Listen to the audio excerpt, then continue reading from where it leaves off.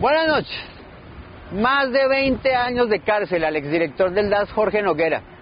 ¿No dices que era tan buen muchacho? No vamos a decir nada al respecto, porque el país en realidad está conmovido por cosas más duras.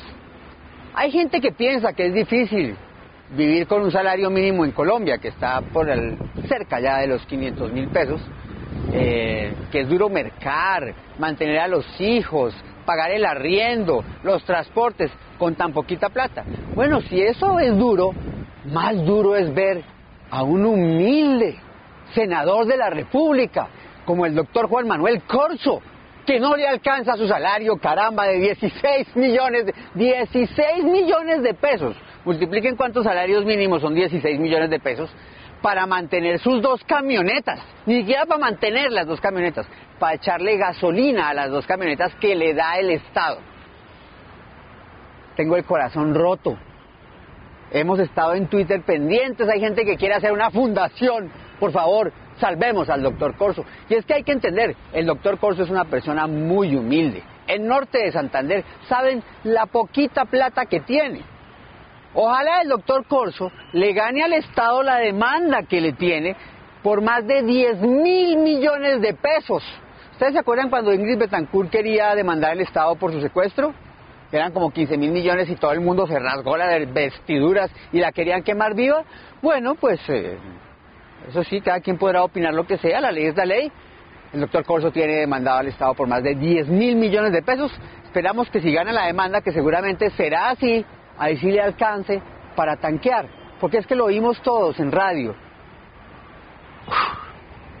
Daban ganas de llorar, es que es un país de gente muy pobre. Antes de arrancar con el tema de hoy, que anotación de que les veníamos advirtiendo el doctor Corzo desde hace como un mes, ¿no? Que su primer acto administrativo fue volver a poner en su puesto al director administrativo del Senado, que está siendo investigado por un negocio en el que querían alquilarle unos televisores por más de 2 millones de pesos cada alquiler, dicen, por 2 millones de pesos cada alquiler, y por una flota de carros que le quería comprar al Congreso. Busquen en internet y verán, y se enteran. Además, el doctor Corzo tiene sus enredos por ahí por una notaría, sería bueno que lean por ahí a ver qué es lo que dicen al respecto. Doctor Corzo, estamos con usted, solidarios. Vamos a abrir una cuenta, un número de cuenta y a pedir fondos para que le alcance, hombre, para la gasolina y ojalá también para un poquito de cacumen. Y hablando de esos héroes, de gente berraca como el doctor Corzo, capaces de prodigios para sobrevivir con 16, imagínense uno con 16 millones de pesos nomás, y esa pequeña fortuna que tiene. Pues aunque ustedes no lo crean, hay gente capaz de proezas mayores. ¿De qué sería usted capaz para salvar su vida? En ese momento inminente entre la vida y la muerte, ¿qué clase de personas seremos? ¿Los que luchamos hasta la última gota de sangre, a pesar del miedo, el dolor, el hambre, el sufrimiento? ¿O será que somos de los que nos rendimos? Hoy les tenemos la historia de 2 sobrevivientes, historias que nos van a poner los pelos de punta, sobre todo por lo emocionantes que son. Una mujer colombiana, sobreviviente de la peor tragedia natural que haya azotado a nuestro país, la erupción del volcán Nevado del Ruiz, que arrasó con la población de Armero, y un jugador de rugby perdido en las montañas de los Andes después de un accidente aéreo, quien después de ser dado por muerto apareció milagrosamente contando una historia en la que tuvo que inclusive comer carne humana para mantener la vida. Todas estas 2 historias, como les digo, muy emocionantes, al regreso de comerciales. Vamos a nuestro primer corte y ya volvemos. Muy bien, ya estamos de regreso. Ahora sí nuestras historias. La de una colombiana enterrada en vida y su heroica lucha para escapar de ese sepulcro, y la de un jugador de rugby al sur del continente, perdido en los Andes, quien tuvo que enfrentarse al dilema de morir o comer carne humana para sobrevivir. Aquí comienza ahora sí este programa. Y Jesús dijo: tomad y comed todos de él, porque este es mi cuerpo que será entregado por vosotros. Como millones de católicos en el mundo, Roberto Canesa comió el cuerpo de Cristo durante cientos de comuniones en su vida, hasta que un día ese Jesús, su Padre Celestial, le propuso la más dura de las comuniones. comerse el cuerpo del prójimo, convertirse en caníbal, en antropófago, si quería salvar su vida. Esta es Omaira Medina, homónima y compañera de tragedia de esta otra Omaira Sánchez, a la que prácticamente vimos morir en vivo y en directo por televisión. Las dos fueron sepultadas por la avalancha de lodo que literalmente se tragó a más de 25.000 personas en Armero.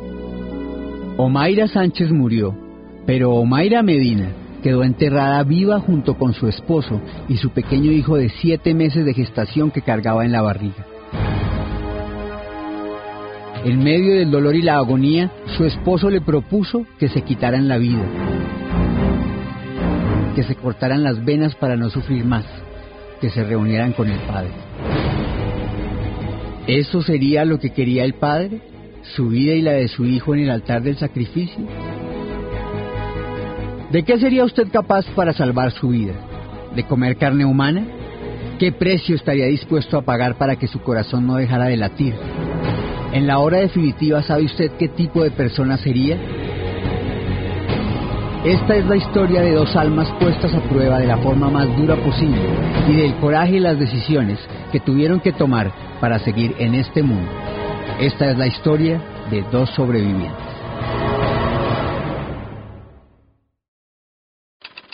Montevideo, Uruguay, 7 de agosto del 2011. Un caníbal en los Andes. Roberto Canesa tiene 57 años. Está casado con Laura. Le gusta tomar mate y encender el fuego de su chimenea. Él lo llama las cosas simples de la vida. Hoy en su casa en Montevideo se prepara para un momento especial, mágico. Después de muchos años, esculcará en los rincones de su pasado cientos y cientos de periódicos y revistas que hablan de él con orgullo patrio, que se refieren a él como un superhombre, alguien que desafió cualquier lógica. Pero para que Roberto Canesa esté hoy aquí, entre los vivos, en este mundo cada vez más preocupado por las cosas materiales, en este mundo que se nos va de las manos sin que le podamos decir a los nuestros cuánto los queremos, cuánto los amamos, este hombre, recio y soñador, tuvo que atravesar el inframundo y volver desde los parajes más recónditos de la muerte. Su experiencia, su aterradora y aplastante experiencia, es conocida como el milagro de los Andes. Una historia de la cual creíamos saberlo todo, pero que conversando con él, nos dimos cuenta que enterarnos que habían tenido que comer la carne de sus compañeros para sobrevivir era tan solo una mínima parte de esta historia. Bueno, íbamos volando sobre nubes, la cordillera estaba toda cubierta y en cierto momento un auxiliar de a bordo dijo, bueno, ajustense en los cinturones porque vamos a empezar a descender. El avión que se mete entró de las nubes. Y bueno, un par de pozos de aire que si bien no eran agradables, algunos se lo tomaron a broma. Hasta que alguien dice, che, ¿no estamos volando muy cerca de los picos de las montañas? Yo probablemente pienso que ellos pensaron que el avión, vieron la montaña y trataron de subir y el avión que entra en pérdida. Y eso probablemente le quitó mucha velocidad al avión, lo que hubiera sido un impacto frontal. Y ahí pegó con la cola y se empezó a deslizar por el valle, perdió las alas y bueno, y al final se incrusta contra el valle y se arrancan todos los asientos. Me acuerdo muy bien, si yo no perdí el conocimiento y me di un golpe impresionante contra el asiento delantero, pues se arrancaron y volé y cuando sentí que había parado, sentí que me había salvado. Junto con otras 44 personas, entre quienes estaban sus compañeros de rugby, Roberto se estrelló en la cordillera de los Andes el 13 de octubre de 1972. Iban para Chile a jugar un partido. El infierno blanco les daba su bienvenida con temperaturas que promediaban los 30 grados bajo cero. bueno, ese primer día nosotros tratamos de organizarnos pensando que nos íbamos a rescatar. El primer shock que tuve fue cuando salgo para afuera del avión y veo que en lugar de estar los bomberos y la policía y toda esa gente ayudándonos, era todo cordillera, nevaba, un silencio sepulcral, una indiferencia terrible del entorno. Y bueno, el capitán del equipo que estaba desolado, que se sentía que había sido el culpable de eso, le digo, pero no tenés nada que ver, tratando de salvar al piloto, y en toda esa vorágine llega la primera noche en que es un frío espantoso.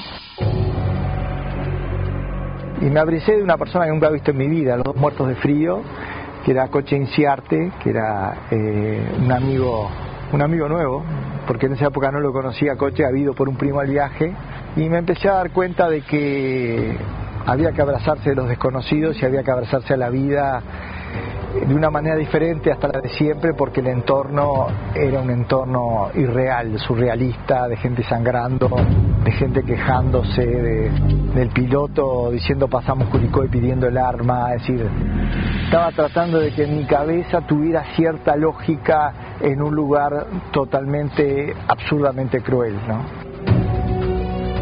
Cada noche más helada que la anterior, cada amanecer más desesperanzador, cada ventisca parecía el soplo de un dios enfurecido. 13 compañeros murieron en el accidente, otros tantos lo harían en las siguientes semanas.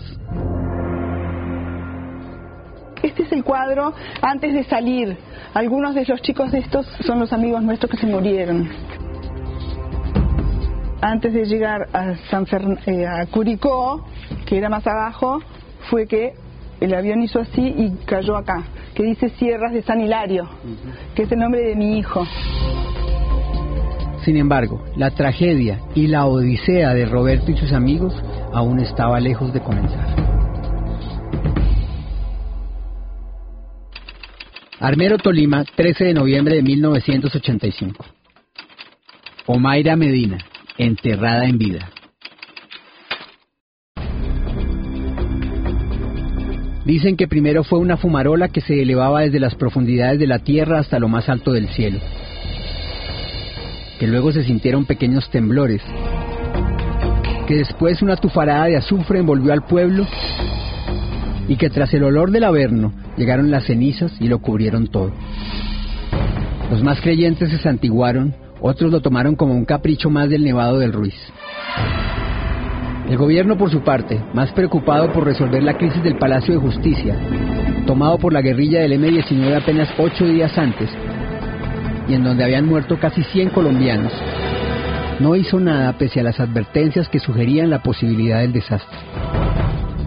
Pero la tragedia del Palacio se desdibujaría frente a lo ocurrido ese 13 de noviembre, porque la naturaleza nos recordaba, de un solo golpe, certero, contundente, brutal, que apenas somos un puñado de polvo frente a su inconcebible poderío.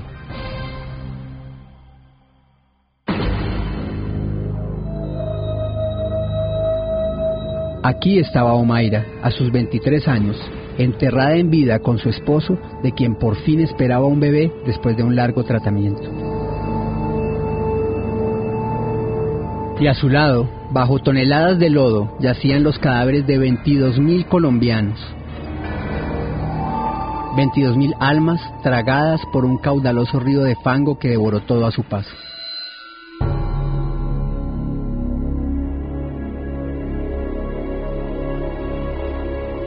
Los sobrevivientes fueron llamados la generación del lodo, y Omaira Medina es una de ellas. Ese día estábamos durmiendo, porque habíamos ido donde la mamá esa tarde, antes de acabarse Armero. Fuimos donde la mamá y luego comimos allá y luego nos vinimos para la casa. Y yo, como estaba embarazada, me asistía mucho sueño y me acosté a dormir. Cuando él ya trató de llamarme, no nos dio tiempo de salir porque eso ya venía cerca, el ruido venía cerca, todo venía ya cerca. No tuvimos tiempo de salir afuera. En ese momento que venía el ruido, él me dijo, no mamita, lo que viene es es agua, montémonos o agua, como habían dicho que agua, móntese. Yo de los nervios no me podía montar. En el momento que yo me estaba montando en la pared al lado de la alberca, se derrumbó todo y yo me alcanzo a acordar que yo escuchaba el ruido y los gritos de la gente. Con 3 meses de embarazo, atrapada por una pared, pero con el consuelo de estar junto a su marido, Omaira esperó hasta el amanecer para que lo rescataran. Lo que ella ignoraba es que muy cerca de allí, otra niña del pueblo que por un guiño del destino tenía su mismo nombre, se convertía en ese preciso momento en el símbolo de la peor tragedia en la historia de Colombia. Omaira Sánchez. 2 vidas, una casualidad, 2 destinos diferentes. Porque Omaira Sánchez, con su cara de ángel lastimado y unos ojos que jamás olvidaremos, nos daba fuerza a los colombianos para que siguiéramos adelante. Valerosa. Yo vivo porque tengo que vivir. Tierna. Fuerte.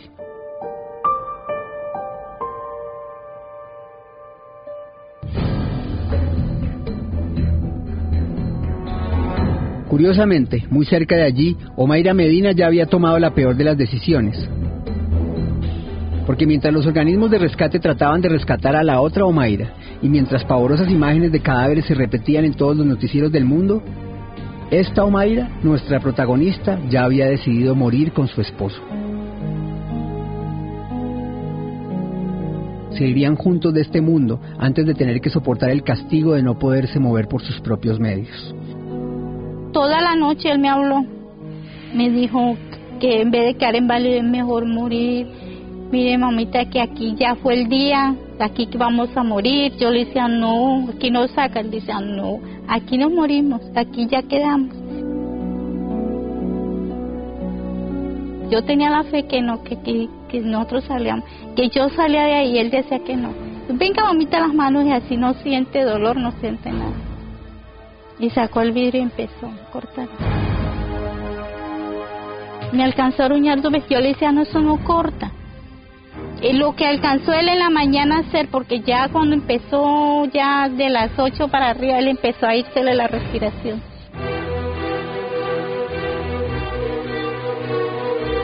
Él fue lo que pensó, tal vez en el momento del desespero, él pensó fue eso, que cortarme las venas para decir, no mamita, si no siento dolor y muere más ligero.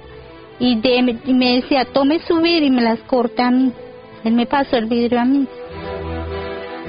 Y yo dije, mire, eso no corta nada. Le hice así en los brazos a él, eso no corta nada, mire. Y cogí y boté el vidrio. Pero al igual que a Roberto Canesa en los Andes, a esta historia de muerte y esperanza aún le faltaba el más dramático giro.